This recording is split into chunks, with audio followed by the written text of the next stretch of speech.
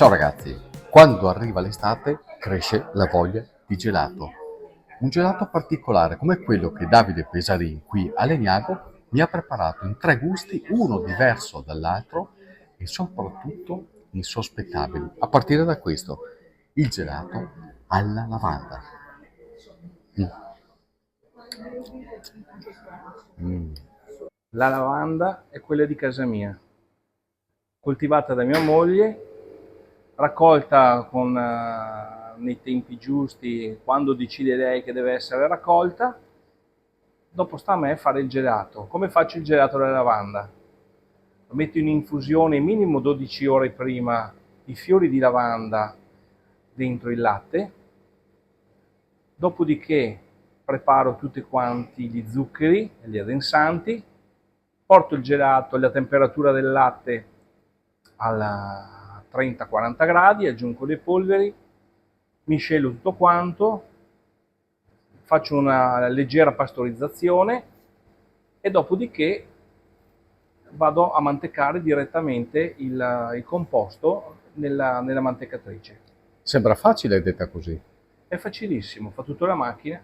E In, allora re- cosa serve il In gelataio? realtà diciamo che alla base ci sono prove di bilanciatura. Il difficile del gelato è creare una bilanciatura perfetta in modo tale che sia spatolabile nel modo giusto, che sia gradevole al palato e che abbia il giusto sapore. Quanto ci ha messo prima di arrivare alla formula giusta? Allora, devo essere sincero, un bel po'. È nata in collaborazione con un mio amico cuoco. Assieme abbiamo studiato vari tipi di soluzioni e finché è nato questo sapore, questo gusto.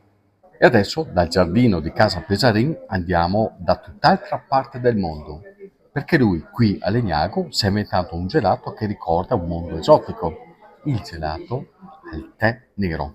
Eccolo qua. Ah però, Allora, come ho fatto a pensare al gelato? Diciamo che tutti quegli ingredienti che normalmente non sono usati, oppure nel nostro pensiero non sono codificati in certi modi, per me è motivo di sfida. Quindi, al di là della tazza invernale di tè, a me piaceva pensare di metterlo all'interno del gelato o di una mousse o cose di questo genere. Quindi, sempre quella tecnica dell'infusione a freddo, sono partito, ho miscelato anche questa volta tutti quanti gli zuccheri, le polveri, gli addensanti a una certa temperatura. L'importante è usare un tè che abbia la sua personalità, perché altrimenti con il freddo del gelato lo perdiamo. E alla fin fine ne è uscito un gusto secondo me molto intrigante, che abbinato a una gelatina di albicocche ha il suo perché. e adesso torniamo nel giardino di casa Pesarin, perché abbiamo visto la lavanda, abbiamo fatto un giro in Oriente a prendere il tè, torniamo nel suo giardino, perché questo è il gelato alle more. Però dentro non c'è soltanto il frutto, c'è un qualcosa di più, la mano dell'artista. Eh sì. Nel mio giardino nascono anche i frutti, in modo particolare le more e qualche lampone, ma le more in questo caso è già da qualche anno che ne abbiamo parecchie, e anche c'è da dire che non uso solo le more del mio giardino, perché sennò avrei una produzione limitata, però tra le more del mio giardino e le more del contadino mio amico riusciamo a fare dei prodotti di un certo tipo. E in questo caso il gelato alla mora, che però sarebbe stato troppo semplice. Il gelato alla mora, fanno tutti il gelato alla mora. Io ci metto dentro magari delle spezie. Ecco che l'abbinata del gelato alla mora con un pepe della Giamaica ha un sapore e soprattutto un aroma molto intrigante. Quanto sono apprezzate queste sperimentazioni, Davide? Allora, diciamo che non è semplice, bisogna divulgare molto, bisogna ehm, che il cliente sia predisposto a gusti nuovi, ad ampliare i propri orizzonti. siamo tutti codificati a dei gusti ben precisi, forse anche troppo semplici. La mia sfida è quella appunto di creare il gelato del pasticcere, il gelato che va un po' al di là delle solite abbinamenti. La qualità la fanno tutti, io non ho mai sentito nessuno dire che non fa qualità, però c'è anche quella sfida degli abbinamenti un po' particolari che fanno la differenza. Però tu nasci cioccolatiere e il cioccolato è, diciamo, un po' il principe dei tuoi gelati, o sbaglio? Il cioccolato. Allora, a tempo fa io avevo pensato addirittura di fare una vetrina del gelato tutta a base di cioccolato. L'idea mi è stata bocciata perché ero troppo estremista e di conseguenza mi limito a 1-2 gusti.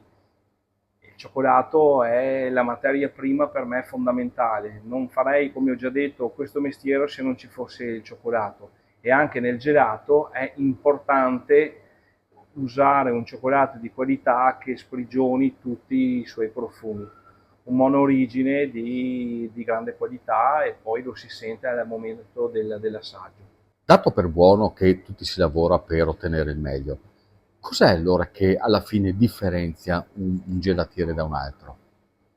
Allora, un gelatiere da un altro, ma in modo generale un artigiano da un altro è la conoscenza, secondo me.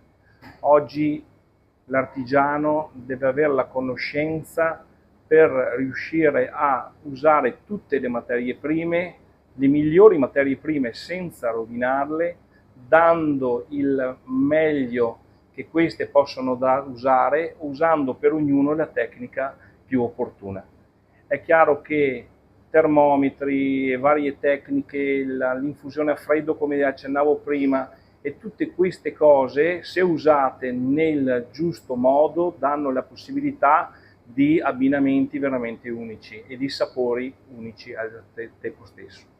Sai Davide, Mm. mai avrei pensato di apprezzare il tè alle 5 d'estate. Un altro modo di degustare il tè con il gelato. Però qui c'è la mora, c'è la lavanda, praticamente è la merenda fatta col giardino di casa tua. Esattamente, le more del mio giardino e le lavande del mio giardino. Capito ragazzi? L'inventiva del gelatiere pasticcere è tutta qua. È un mio amico Davide, sì. Adesso Podemo, vero? Eh sì, Se c'è. no si scioglie. Eh sì, si despa. Pace despa. Ciao ragazzi, alla prossima cantierata. Da dove partiamo? Dalla lavanda. Dalla lavanda, Dalla che è lavanda. questa. Via. Ecco. Mm.